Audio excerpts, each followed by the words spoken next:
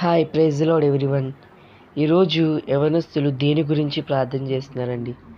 దేవా, నాకు ఎగ్జామ్స్లో మంచి మార్కులు రావాలయ్యా, మంచిగా చదువుకోవాలి, మంచి బండి కొనుక్కోవాలన్న దాని గురించే ప్రార్థన చేస్తున్నారు. కానీ ఎవరైనా ఏ రోజైనా అయ్యా నేను నీ పరిచర్య చేయడానికి మంచి శక్తిని దయచేయ్యా, నన్ను ఈ గ్రామంలో పుట్టించావు, ఈ గ్రామ ప్రజలకు ఏ విధంగా నేను సువార్త చేయాలి, ఎలా చెబితే వారు రక్షింపబడతారయ్యా అన్న దాని గురించి ఎప్పుడైనా ప్రార్థన చేశారండి?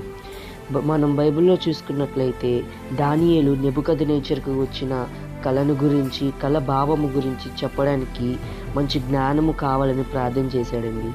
అంతేగాని ప్రభువా, నేను ఈ దేశానికి రాజు అవ్వాలి, వీళ్ళందరూ నాకు బానిసలుగా ఉండాలి అన్న దాని గురించి ప్రార్థించలేదండి.